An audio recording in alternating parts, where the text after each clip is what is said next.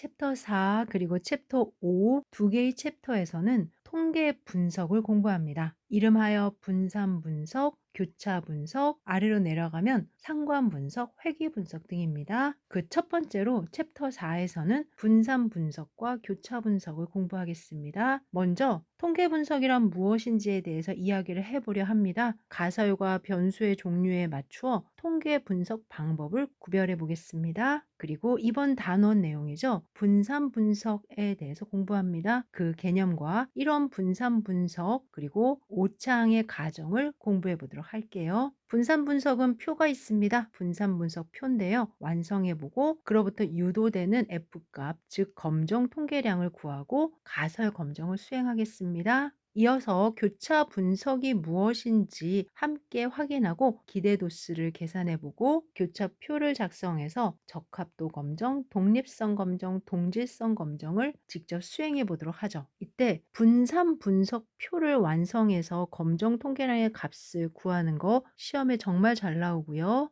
교차표를 이용해서 적합도 검정과 독립성 검정 직접 수행해 보고 분석해 보는 거 시험에 잘 나옵니다. 그리고 오차항의 가정이라는 단어가 나오면 세 단어 정, 등, 독, 정규성 가정, 등분산성 가정, 독립성 가정을 여러 번 반복할 거예요. 미리 공부하세요. 정등독 이렇게 해서 5가지의 핵심을 잡아보았는데요. 바로 통계 분석이란 무엇인지 그 의미와 독립변수와 종속변수 하에서의 교차 분석, 평균 분석, 분산 분석, 상관 분석, 회귀 분석을 구별해 보는 시간을 갖도록 하겠습니다. 먼저 통계 분석이란 가설을 검증하는 단계에서 연구자가 선택하는 방법이다. 어떤 연구 문제에 대한 잠정적인 결론을 가설이라고 앞서 이야기했는데요. 이러한 가설을 검증하는 단계에서 연구자가 선택하는 분석 방법을 통계 분석 방법이라고 통칭하고요. 연구자가 세운 가설의 요인, 즉 독립변수, 종속변수 사이의 관계로부터 평균 분석, 분산 분석, 상관 분석, 회귀 분석, 교차 분석 등으로 구분되어 사용이 됩니다. 이 중에서 평균 분석은 앞서 공부를 하셨고요. 챕터 3 추정과 가설 검정에서 단일 모집단의 가설 검정, 두 모집단의 가설 검정 등이 평균 분석이었습니다. 예를 들어서 귀무 가설로 뮤는 160인데요. 대립 가설로 뮤가 160보다 클까요? 검정해 보겠습니다. 또는 두 집단의 평균이 같은데요. 두 집단의 평균의 차이가 있을까요? 검정해 보겠습니다. 이와 같은 주제 기억나시죠? 모두 평균에 대한 분석이었어요. 이를 통칭해서 평균 분석이라고 부릅니다. 따라서 평균 분석을 따로 정의하진 않는다. 하지만 독립변수와 종속변수의 표 안에서 평균 분석이 확인이 됩니다. 예를 들어서 A 고등학교 학생들의 키에 대해서 궁금해요. 그러면 앞서 뮤는 160이에요. 뮤가 160보다 크지요. 라고 가설을 세웠잖아요. 그때 한 범주형 변수와 연속형 변수 사이의 관계로 가설이 세워진 거죠. 또는 A 고등학교와 B 고등학교 각각 학생들의 키에는 차이가 있을까요? 차이가 없을까요? 이 역시도 범주형 변수인 고등학교 A, B 그리고 연속형 변수 키 이렇게 연구자가 세우는 가설에는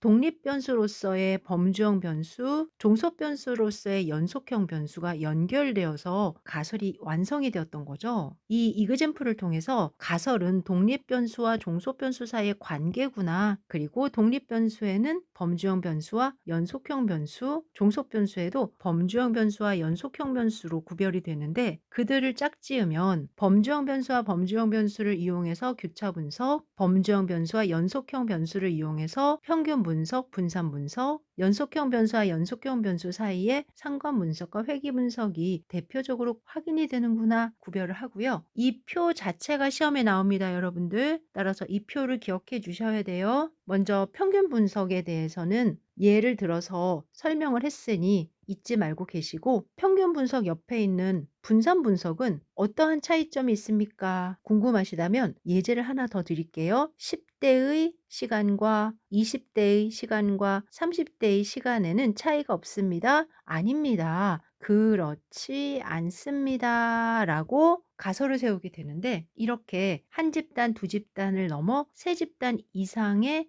연속형 변수를 비교해야 될 때 분산 분석을 씁니다. 이름이 분산이어서 평균을 분석하는 게 아니라 분산을 분석하는 거잖아. 이와 같이 생각하실 수도 있는데 아닙니다. 우리가 갖고 있는 평균들을 퍼짐률인 분산을 이용해서 검정을 하는 거예요. 얼마나 다르냐. 집단이 3개면 그 3개의 차이를 그들의 평균을 이용해서 구별을 하고 차이가 있구나, 다르구나, 다르구나 이렇게 볼 거예요. 이때 분산을 이용한다. 그래서 이름이 분산 분석인 겁니다. 평균에 대한 분석이다. 기억하시고요. 범주형 변수는 어떤 거죠? A고등학교, B고등학교 이와 같이 모집단을 범주로만 구별할 수 있는 자료 변수가 되는 거죠. 예를 들어서 남녀 사이에 지역의 차이가 있어요. 그러면은 교차 분석이 되는구나. 10대, 20대, 30대 사이에 혈액형의 차이가 있어요. 그러면 교차 분석이 되는구나. 이렇게 범주형 변수 둘 사이의 관계를 주장하려면 교차 분석을 사용하는구나. 이후에 교차표를 그려서 두 변수를 비교할 거예요. 그때 다시 교차표가 그려지잖아요, 여러분들. 표인데 무슨 표예요? 교차표죠. 그래서 교차하네요. 교차 분석이에요. 이러한 안내를 하거나 교차 분석에서 사용하는 분포가 카이 제곱 분포인데 카이 제곱 분포는 교차하죠, 여러분들. 교차. 카이 제곱 분포는 X자처럼 교차하죠, 교차. 이러면서 또 교차 분석을 강조해 드릴 겁니다. 누군가가 키와 몸무게에 대해서 궁금해요. 아버지의 키와 아들의 키에 대해서 궁금해요. 그러면 상관 분석, 회귀 분석을 이용합니다. 상관 분석과 회귀 분석은 함께 보게 되는데요. 예를 들어서 아버지의 키와 아들의 키를 조사한 결과 그들의 자료가 이렇게 모이더라. 그러면 아버지의 키가 크니까 아들의 키도 크네? 아버지의 키가 작으니까 동시에 아들의 키도 작구나. 또는 아버지의 키와 아들의 키는 서로 양의 상관이야. 이런 거 해보셨죠? 이때 그 상관성을 논의하는 것이 상관 분석이고요. 조금 더 발전하면 그런데 말이야, 이들 사이에 왠지 직선이 보이지 않니? 이렇게 하면서 그 직선의 방정식이 뭐야? 즉 y hat은 ax 플러스 b 좀 구해줘 라고 하는 분석 방법이 회귀 분석입니다. 이때 회귀 계수라는 a와 b를 구하게 되는데요. 챕터 5에서 함께 공부할 겁니다. 플러스에 보니까 상관관계 분석 기법은 변수의 속성에 따라 연속형이냐 범주형이냐에 따라서 피어슨의 상관분석, 스피어만의 상관분석 등 여러 종류가 있다라고도 이야기하는데 그 대표적인 변수가 연속형 변수 사이의 관계다라는 거예요. 시험에서는 이 표대로 나오니까 범주형, 연속형, 범연, 범범에서는 교차, 평균 분산, 연연에서는 상관회귀, 상회 이렇게 자꾸 여러 번 되뇌어 주시고 기억해 주시면 될 것 같습니다. 각각의 통계 분석 방법의 종류를 조금 더 들여다보려고 하는데요. 첫 번째 평균 분석은 앞서도 이야기했지만 한 집단 또는 두 집단 간의 연속형 자료에 대한 평균을 비교하는 가설을 검증하는 거라고 그랬어요. 이때 한 집단 또는 두 집단이 독립 변수가 되는 거고 연속형 자료가 종속 변수가 되는 거죠. 예를 들어서 수면 교육을 받은 집단과 받지 않은 집단, 두 집단 안에서 수면의 질, 이때 점수로 나타낼 텐데요. 이들 사이에 차이가 있다. A병원과 B병원 환자들 사이에서 회복 시간의 차이가 있다. 그러면 회복 기간을 X라 하고 그들로부터 뮤 A와 뮤 B는 같다 또는 뮤 A와 뮤 B는 같지 않다 이렇게 구별이 되는 거죠. 그런데 한 집단이 아니라 세 집단 이상의 연속형 자료에 대한 평균을 비교할 때에는 예를 들어서 A 방식, B 방식, C 방식의 수면 교육을 받은 세 집단 사이에 수면의 시간의 차이가 있다.